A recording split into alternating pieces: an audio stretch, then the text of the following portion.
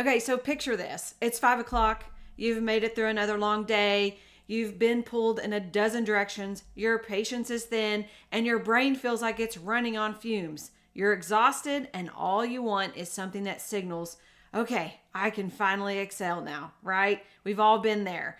For some of us, that's a glass of wine. For others, it might be just collapsing onto the couch with some Netflix or grabbing something sweet or scrolling on your phone until bedtime.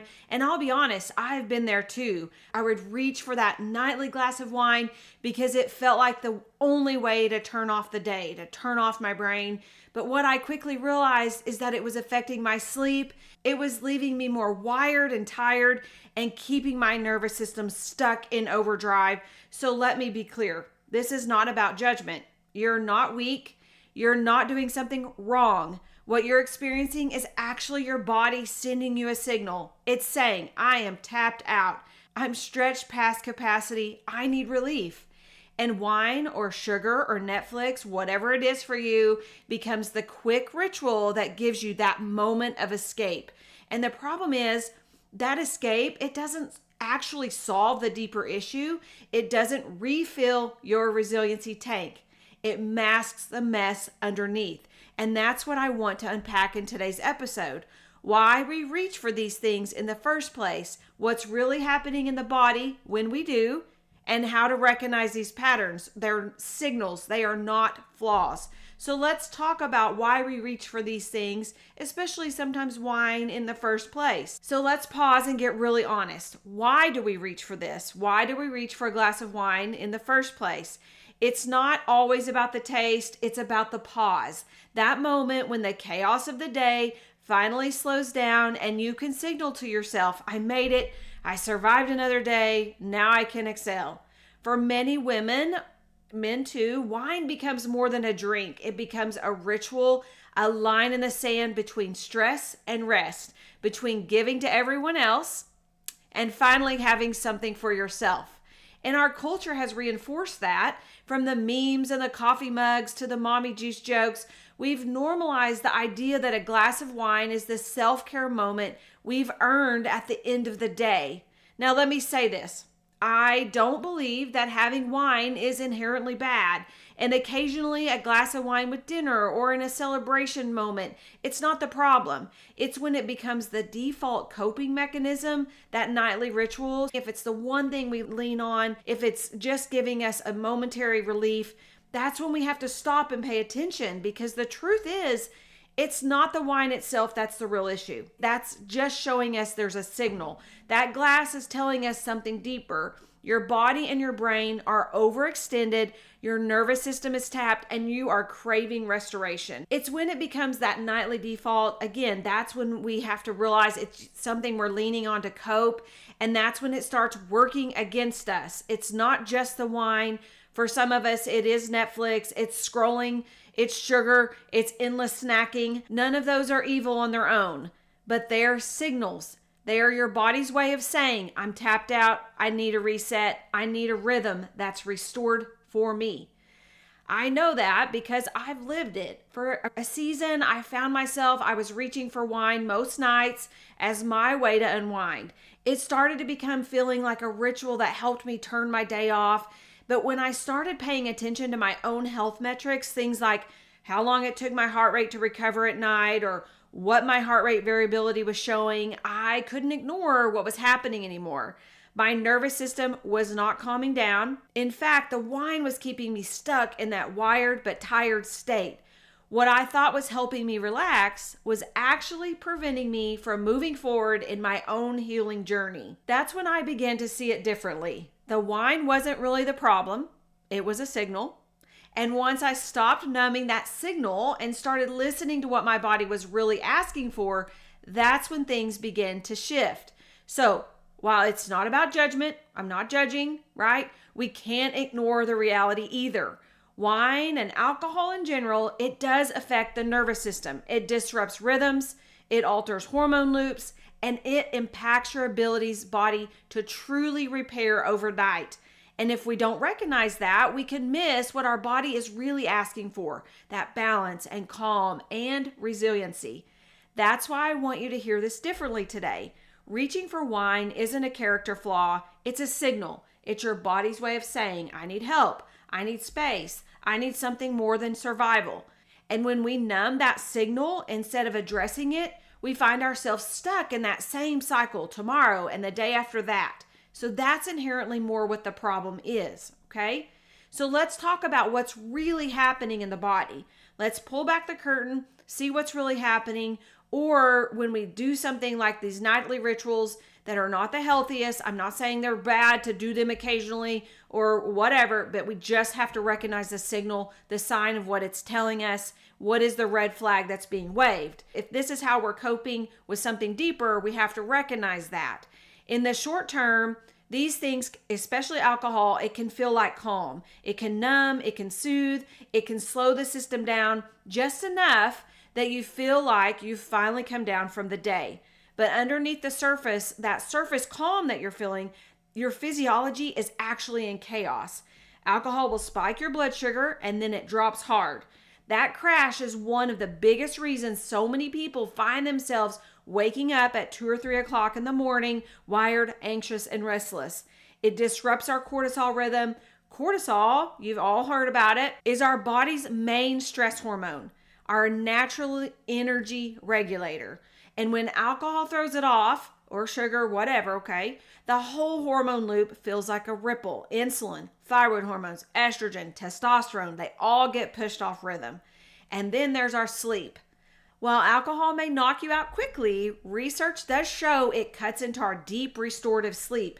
And that is a stage where our brain clears toxins, our hormones reset, and our bodies repair. Studies are consistently showing that even moderate alcohol intake decreases slow wave sleep, it lowers our heart rate variability, which is not good, and it increases our nighttime stress responses. I've seen this in my own health data. My heart rate variability dropped so low, my recovery tank was terrible, and my nervous system stayed stuck in that wired but tired pattern, all from what I thought was helping me unwind. So the end result, you don't wake up refreshed, you wake up groggy and foggy and irritable, you wake up already behind the 8 ball, right? What feels like relief at night is actually draining our resiliency tank while we sleep. Over time, that cycle leaves you not only more fatigued, but also more prone to cravings and weight gain and mood swings and brain fog. And we cannot ignore the bigger picture either. Alcohol has been linked to increased risk of chronic disease, including breast cancer and other cancers. Even small regular amounts raise estrogen levels in a non-healthy way and can influence cell changes over time. If you've listened to me long enough, you know I talk so much about cell health. And I'm not saying here that alcohol is forbidden. I do enjoy an occasional drink myself, but once I realized how much it was disrupting my system and how terrible I felt afterwards and the day after, even just one drink, I knew I couldn't keep making it that nightly ritual and expect to heal. So here's the truth. Alcohol doesn't refill your resiliency tank. It pokes holes in the bottom of that tank. And when we keep repeating the cycle, our nervous system, our hormones, and our brain never get a chance to restore. So let's talk a little bit more about the cycle of dependency. Here's the thing. Wine o'clock hour, sugar o'clock hour, scrolling o'clock hour, late night Netflix. None of these usually start as a problem, right? They're just something we do. It's fine, whatever. They start as small rituals and it's a way to take the edge off of that stressful day. But over time, they can create this metabolic mess, this crazy cycle that we can get in. Here's what that pattern looks like. Our stress builds all day. By evening, we hit a wall. We reach for wine or sugar or the screen. In that moment, it feels like relief, but underneath, your physiology is taking a hit. Your cortisol rhythm is getting scrambled up. Your blood sugar spikes and crashes, and your sleep is completely wrecked. And by morning, you wake up already depleted and foggy and irritable and craving more caffeine or more sugar or whatever. And by the time evening rolls back around, you're even more primed to just repeat the same ritual. That's why I don't call this addiction. It's not that. It is a dependency on a coping loop that leaves you more depleted each day. The more you rely on it, the more you feel like you need it because your body never fully restores itself. And here's the kicker. Scrolling your phone at night, snacking on sugar, pouring that glass of wine, all work on the same brain chemistry. They give you those little dopamine hits, those tiny jolts of feel good that train your brain to crave them even more. But the hidden cost is steep. Stubborn weight that won't budge, hormones that feel out of control, focus that slips, mood swings you can't explain, feeling that your body is betraying you, and maybe worst of all, snapping at the people you love when what you really want is to show up calm and present. And then we immediately feel like, oh man, why did I just snap at them? That's why this cycle feels like such a trap, because what promises relief is actually perpetuating the entire mess. And what you're reaching for isn't bad in and of itself, but when it becomes the default, it keeps reinforcing the very symptoms you're trying to escape. And I want you to hear this clearly. If you're stuck in this pattern, it's not a character flaw. It's not a weakness. It's physiology. It's your nervous system, your hormones, your metabolism. They're all sending up signals that they need repair. And once you can see the cycle for what it is, you can finally stop blaming yourself and start recognizing the truth. These rituals aren't the solution. They are a signal. So let's talk through what resiliency is and why I like to talk so much about resiliency. Let's zoom out, look at this through the lens that really matters. That is resiliency. Resiliency is your body's ability to adapt and recover and stay steady under stress.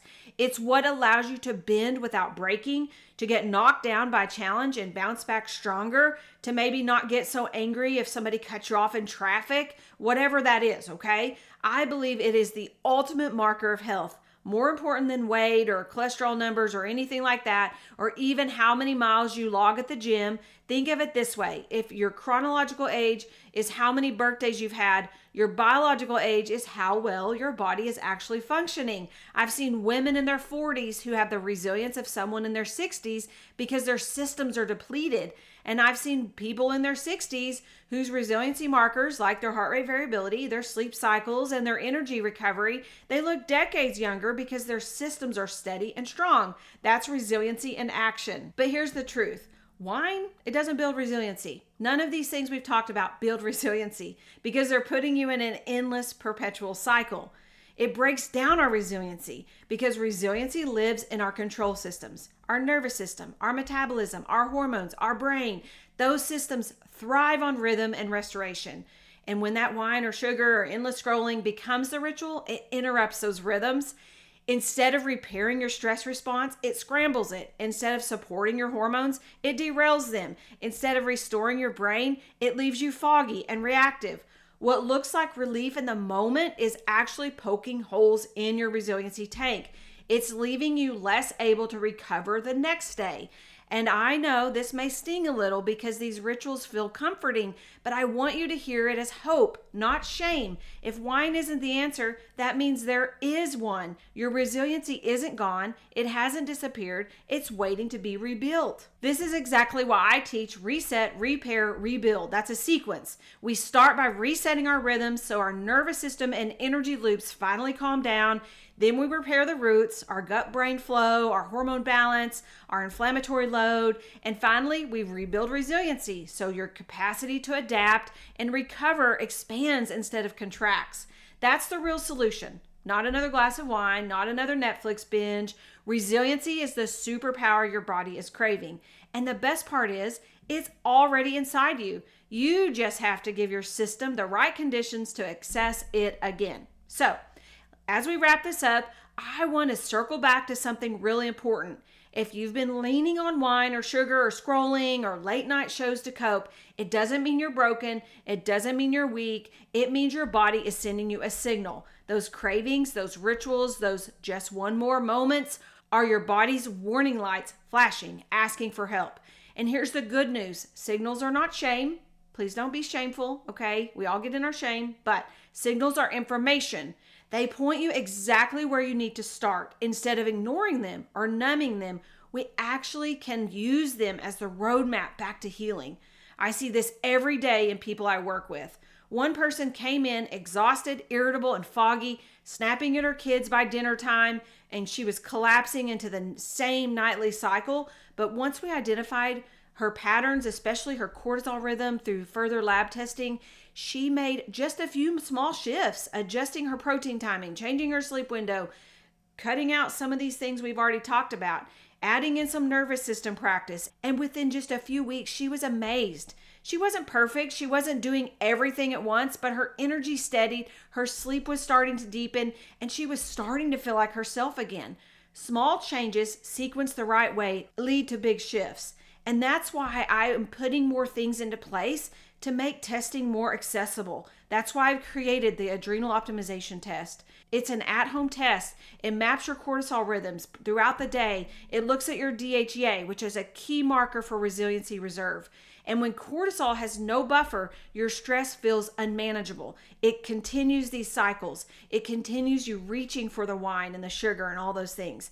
When DHEA is depleted, your body cannot recover. Seeing those patterns on paper is incredibly validating. It shows you why you feel the way you feel. It gives us a clear first step to rebuild.